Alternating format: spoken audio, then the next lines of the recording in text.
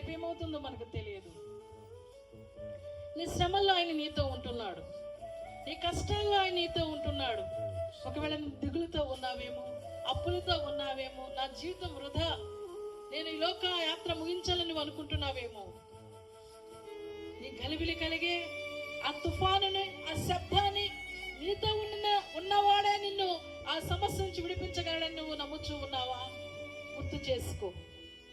ఒకవేళ ప్రభు నిరికి కూడా నువ్వు ప్రభుకు దూరంగా ఉంటున్నావేమో, దేవునికి సమీపంగా లేకుండా దేవుడిచ్చిన ఆయుష్ను, దేవుడిచ్చిన జీవితాన్ని వృధా చేస్తున్నావేమో. రేపు నీది కాదు, ఒక సమయం వస్తుంది, ఆయన రాజుగా వస్తాడు. ఆయన ఎదుట నీవు ఉన్నప్పుడు, ఆయన జీవ గ్రంథం విప్పినప్పుడు, ఆ జీవ గ్రంథంలో నీ పేరు లేకపోతే నువ్వు నరకానికి వెళ్ళవలసిన దానవై, నరకానికి వెళ్ళవలసిన వాడవై ఉన్నావు. కనుక యేసు ప్రభు దేవుడని నోటితో ఒప్పుకొని హృదయమందు నువ్వు అంగీకరించినాడలా నువ్వు బాప్తిసం పొందాలి.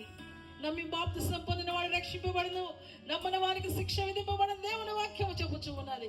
యేసు ప్రభు దేవుడయ్యుండి కూడా ఈ లోకానికి వచ్చి ఆయన మాదిరిగా తన బాప్తిసము పొంది చూపించి ఉన్నాడు.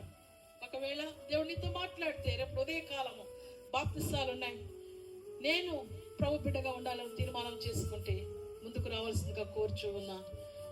చిన్న ప్రార్థన మీ కొరకు చేయాలనుకుంటున్నాం. దేవుడికి మీ జీవితాన్ని సమర్పించుకుని, నీ బాధ, నీ నిట్టూర్పు, నీ ఆవేదన దేవుడు తీర్చే దేవుడు నీకున్నా నేను అంటున్నాడు. నిన్ను సమాధానపరచువాడు ఆయన ఉన్నాడు.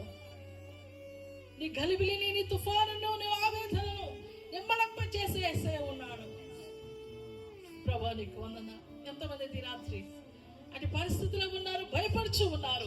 యేసు నామములో సమాధానం కలుగును గాక, యేసు నామములో శాంతి కలుగును గాక, యేసు నామములో వారికి హృదయవాంఛ తీర్చబడును గాక.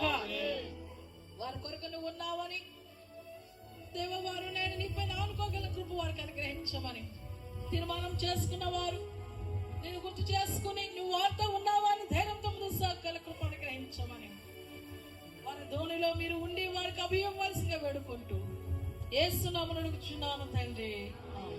అందరికీ వందనాలండి. దేవుడు దీవించండి.